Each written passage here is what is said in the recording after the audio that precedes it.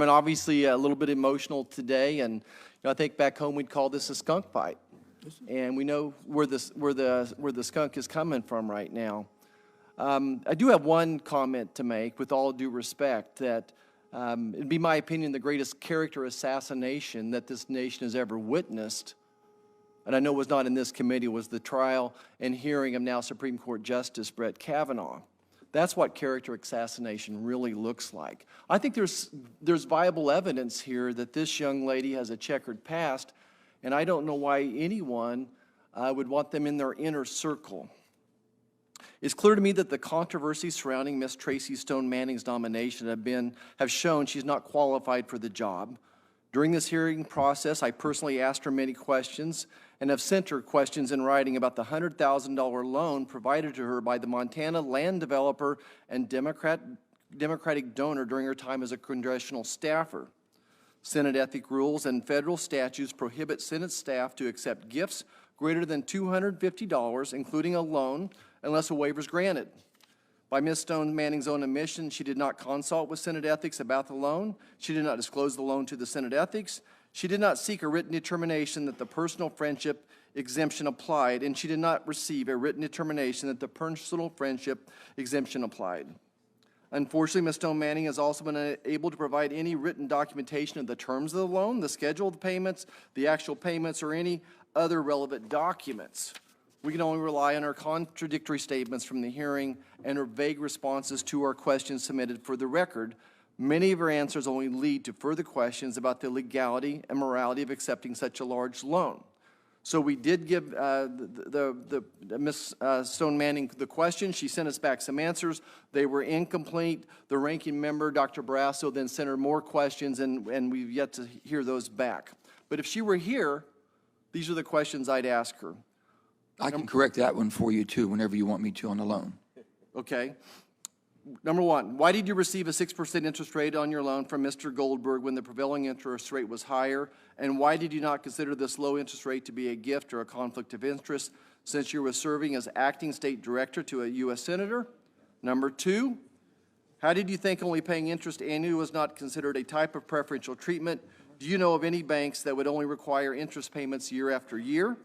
Number three, why did you make any efforts to comply with Senate ethics rules after you completed your federally mandated Senate ethics training to ensure that this loan was not an illegal gift? Last question I would ask her, did you disclose your loan to your employer while working for the U.S. Senate as Director of Montana Department of Environmental Quality or as Chief of Staff to Governor Steve Bullock? And I'll close by saying this. It's hard to imagine that such a large real estate developer and political donor would not have obtained some type of preferential treatment by Mrs. Stone-Manning when she held a prominent roles in government. The bottom line is this type of dishonesty should be unacceptable and is one of the many issues that should make rational people question her integrity in a position of power. I yield the remainder of my time. If I can respond to that, I'd be more than happy to on her accepted improper below market rate loan. Ms. Stone-Manning disclosed on her committee questionnaire that a personal friend loaned her between $50,000 and $100,000 in 2008 at a 6% interest. If you want to look up the rate on what the commercial rate was, it wasn't much different than 6%. But that was below commercial rate, as people had stated. She further disclosed that she paid off the loan in full in 2020. Although the interest rate on the loan was below the rate charged by commercial lenders, but not much, it was well above the applicable federal rate established by the IRS. Under federal tax law, a personal loan is not a gift, even if the interest rate is less than the prevailing market rate, which this wasn't, so long as the interest rate paid on the loan is equal to or greater than the applicable federal rate set by the IRS. Moreover, the friend who loaned her the money, was not a lobbyist, and there is no evidence that he loaned her money because of her official position at the time or that he ever sought any favors, special consideration from her because of the loan. As Forbes has reported, there is no evidence that she did anything untoward in securing the loan or in using her official roles to benefit her creditor. In fairness, though, what you just quoted there doesn't describe the rules for a Senate staffer, which are different than a civilian.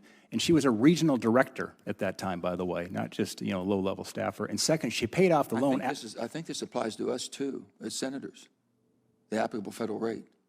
I'm talking about, though, that you need to get clearance from the Ethics Committee on something like that. Yeah, but I mean, we have to pay the applicable federal rate or above. Right, We get a but loan. the point is, it was never clear to the Ethics Committee, and second, that loan was paid off right after the election, probably with anticipation that maybe there's a job for in Washington, D.C.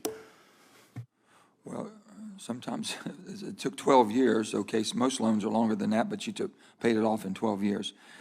I just want to clear the facts as we have them here, that's all. She paid it off after the November election. Okay. So let the facts state, please. Well noted.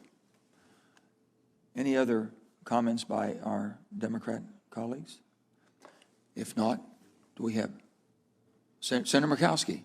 Senator Hovind, you? Okay, Senator Murkowski.